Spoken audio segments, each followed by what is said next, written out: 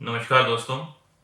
बहुत से पेशेंट्स हमारे पास क्लिनिक में आते हैं और वो प्री मैच्योर इजैकुलेशन या शीघ्र पतन की कंप्लेन करते हैं।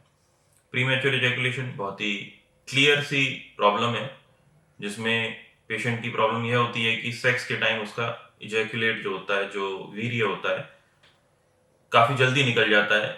ऐसा लगता है कि अभी तो सेक्स शुरू ही हुआ था और वीर्य बाहर आ गया, और इस वजह से उनका जो पीनिस है, जो लिंग है, वो नॉर्मल पोजीशन में आ जाता है, डिट्यूमेसेंस पोजीशन में आ जाता है, इरेक्शन खत्म हो जाता है। यह प्री मैच्योर इजैकुलेशन की प्रॉब्लम क्या है, कितनी कॉमन है, इसमें क्या मिथ्स हैं, और अगर ये हो जाए तो इसको बिना दवाइयों के किस तरीके से ठीक किया जा सकता है, यह हम इस वीडियो में जानेंगे। मैं डॉक्टर चिराग गुप्ता जयपुर में प्रैक्टिस करता हूँ, और यूरोलॉजी एंड्रोलॉजी से रिलेटेड जो भी आपकी प्रॉब्लम है उनको देखता हूँ। प्रीमैच्योर इजैकुलेशन अगर बाय डेफिनेशन देखा जाए तो अगर किसी का सेक्स टाइम 1 मिनट से भी कम है तो उसे प्रीमैच्योर इजैकुलेशन कहते हैं। इस पीरियड के कम होने की वजह से जो सेक्स का सेटिस्फेक्शन है वो फीमेल पार्टनर को डिससेटिस्फाई करता है, और इस वजह से जो इंटरपर्सनल रिलेशनशिप डिफरेंस आते हैं, यानी कि जो दोनों के बीच में एक इमोशनल स्ट्रेस की कंडीशन बन जाती है कि मेल पार्टनर फीमेल पार्टनर को सेटिस्फाई नहीं कर पा रहा है, और प्रीमेच्योर इजैकुलेशन की वजह से फीमेल पार्टनर पूर्णतः सेटिस्फाई नहीं हो पा रही है। इस केमिस्ट्री को सॉल्व करने के लिए प्रीमेच्योर इजैकुलेशन ट्रीट करना पड़ता है। प्रीमेच्योर इजैकुलेशन में आमतः मेल पार्टनर की कोई प्रॉब्लम नहीं होती है, वह अपना ऑर्गेज्म भी पाता है और इजैकुलेशन भी हो जाता है, मगर जो मेन प्रॉब्लम आती है वो फीमेल सेटिस्फेक्शन को लेके आती है। कई बार जो पेशेंट्स होते हैं उनको जो प्री कम होता है, जैसे सेक्स से पहले एक चिकना पानी और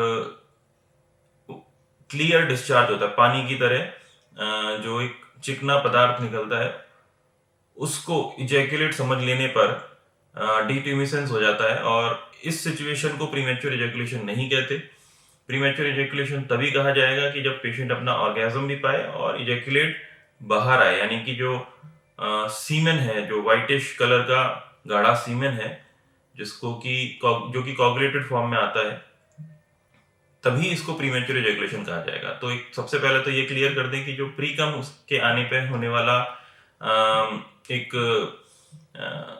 कंफ्यूजन है, उसको हम प्रीमेच्योर इजैकुलेशन नहीं कहते। प्री कम आता है, उसके बाद भी इरेक्शन चलते रहता है और पेशेंट इजैकुलेट करके ही कंप्लीटली सेटिस्फाई हो सकता है। जो ये प्रीकम वाली प्रॉब्लम है, इसके लिए तो एक सिंपल सा आपका थॉट ये रखना है कि ये प्रीकम है और इसके बाद भी इरेक्शन कंटिन्यू रहेगा या दोबारा आ जाएगा, और उसके साथ आप सेक्स कर सकते हैं। अनटिल अनलेस आपको इजैकुलेट नहीं आता तब तक आप सेक्स कर सकते हैं। अब प्रीमैच्योर इजैकुलेशन के लिए क्या नॉन फार्माकोलॉजिकल यानी कि बिना दवाइयों के ट्रीटमेंट किया जा सकता है? तो इसमें सबसे पहले तो आता है स्टार्ट एंड स्टॉप थेरेपी, यानी स्टॉप स्टार्ट थेरेपी। इसमें सबसे पहले तो आता है स्टॉप स्टार्ट थेरेपी, फिर आता है स्क्वीज थेरेपी, फिर आता है पेल्विक फ्लोर एक्सरसाइजेस। तो दोस्तों देखते हैं स्टॉप स्टार्ट थेरेपी में क्या होता है। पेशेंट या उसका पार्टनर पीनिस को, मेल ऑर्गन को स्टिमुलेट करता है, और जब अराउजल आता है तो इरेक्शन होता है। इस इरेक्शन के साथ पेशेंट को इजैकुलेट आने की जब इच्छा करती है, तभी वो उसका स्टिमुलेशन कम कर देता है और बंद कर देता है। फिर दोबारा से यही साइकिल शुरू होती है और यही साइकिल कई मिनटों तक चलती रहती है। इस थेरेपी से पेशेंट का जो लेटेंसी टाइम है या इरेक्शंस के साथ इजैकुलेशन को कंट्रोल करने का टाइम है, वो धीरे धीरे प्रोलॉन्ग होता चला जाता है। ये थेरेपी कम से कम महीने से 2 महीना टाइम लेती है, और पेशेंट का जो सेक्स टाइम है वो बढ़ जाता है, और पेशेंट को काफ़ी सेटिस्फेक्शन होने लगता है अपने इंटरकोर्स के दौरान।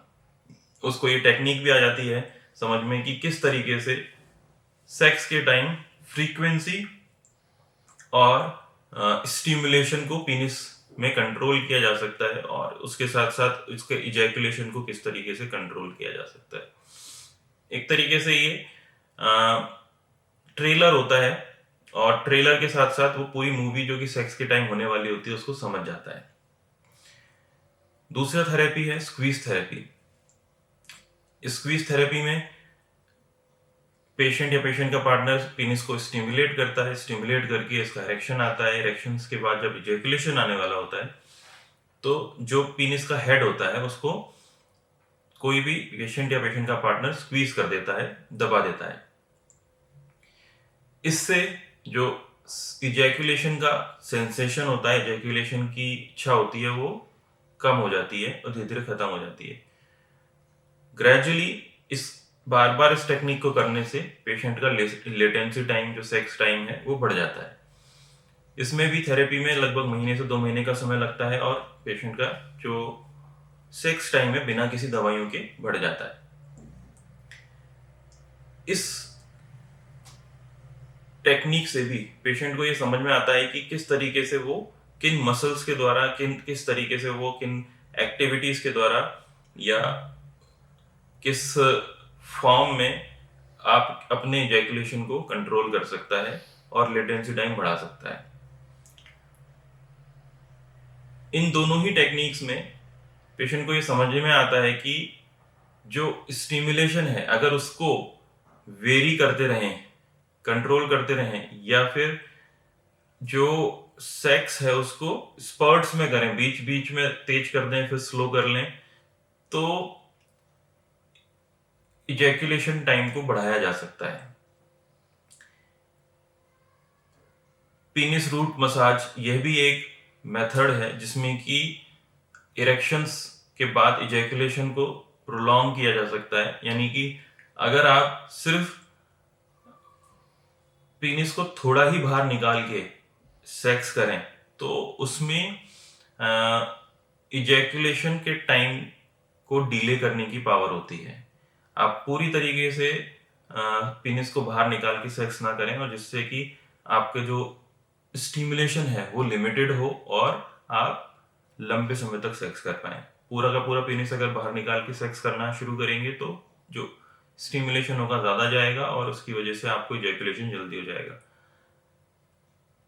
लेस फ्रीक्वेंसी में पीनिस रूट से ही अगर आप अंदर बाहर करेंगे, यानी कि पीनिस का जो सबसे पहला हिस्सा है उसको ही अंदर बाहर करेंगे, तो जो स्टिमुलेशन है मेल पार्टनर को कम जाएगा और उससे लेटेंसी टाइम यानी सेक्स टाइम बढ़ जाएगा।